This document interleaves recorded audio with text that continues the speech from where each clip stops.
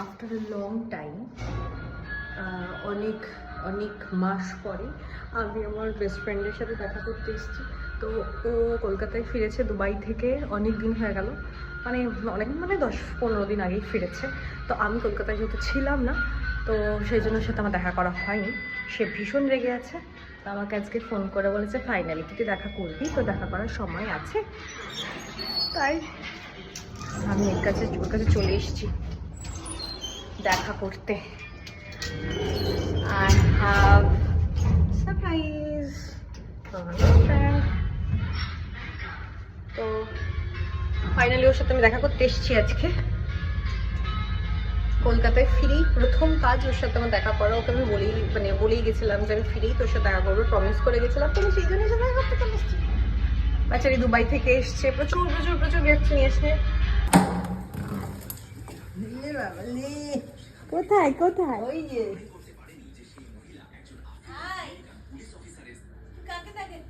Video, আমি একটা ছোট ছোট ব্লগ করছি।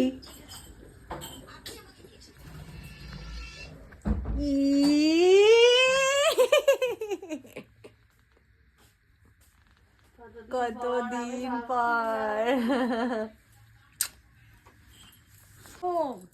এই সুন্দরীন মহিলা। ভিডিওটা একটু পরে করা, একটু ফেসটা ঠিক করে। না রে, তুই ন্যাচারাল বিউটি।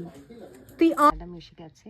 ম্যাডাম দুবাই থেকে ফিরেছেন। ম্যাডাম এখন বিদেশিনী, ম্যাডাম এখন ইন্টারন্যাশনাল ফেরত।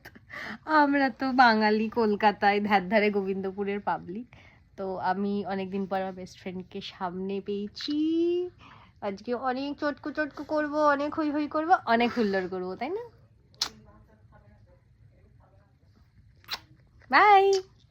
এই কি এনেছিস আমার জন্য? তোমার জন্য অনেক কিছু এনেছি। কোল্ড ড্রিঙ্কস আর কি এনেছিস? নাগেটস। এই আমি বললাম না আই নিড সাম হেলদি। আমি বললাম না আমি পেয়ারা খাবো। বনে জঙ্গলে যা। Thank you. আর কি আছে? ও দুবাই ফেরত, দুবাই ফেরত বেস্ট ফ্রেন্ড আর ওর বর।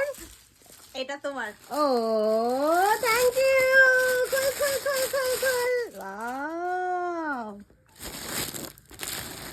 লাভলি। ঠিক আছে, সিরিয়ার ভেতরে এনেছি। যাবে এনেছি, এটা দিয়ে দাও তোমাকে। Wow, it's amazing. বাবা ব্র্যান্ডের জিনিসপত্র ইউজ করবে আমি?